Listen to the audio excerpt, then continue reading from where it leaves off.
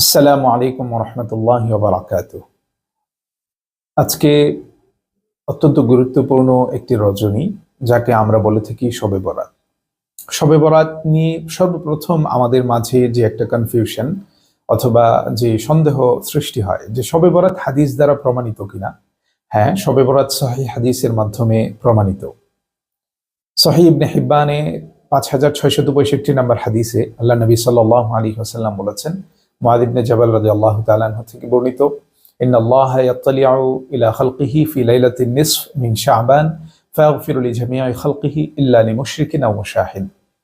আল্লাহ সুবহানাহু ওয়া তাআলা শবে বরাতে, যাকে হাদিসের পরিভাষায় বলা হয় লাইলাতুন নিসফ মিন শাবান, অর্ধ শাবানের রাত, সে রাতে আল্লাহ সুবহানাহু ওয়া তাআলা বান্দাদের প্রতি বিশেষ মনোনিবেশ করেন এবং আল্লাহ সুবহানাহু ওয়া তাআলা দুই শ্রেণীর লোক ছাড়া, অর্থাৎ যারা আল্লাহর সাথে শিরিক করে মুশরিক এবং যারা অন্যের প্রতি নিজের অন্তরে বিদ্বেষ পোষণ করে, এই দুই শ্রেণীর লোক ছাড়া আল্লাহ সুবহানাহু ওয়া তাআলা সকলকে ক্ষমা করে দেন। সুবহানাল্লাহি ওয়া বিহামদিহি।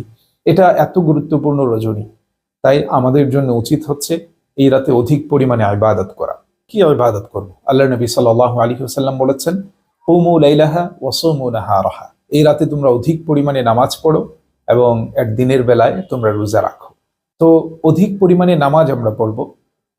নামাজের আলাদা কোনো পদ্ধতি নেই। আমাদেরকে অনেকেই জিজ্ঞেস করে থাকে যে শবে বরাতের মধ্যে, লাইলাতুন নিসফ মিন শাবানের মধ্যে আমরা কোন পদ্ধতির নামাজ পড়ব? বিভিন্ন চটি বইয়ের মধ্যে, বিভিন্ন অনির্ভরযোগ্য বইয়ের মধ্যে থাকে বিভিন্ন পদ্ধতি। কোনো পদ্ধতি নেই আলাদা।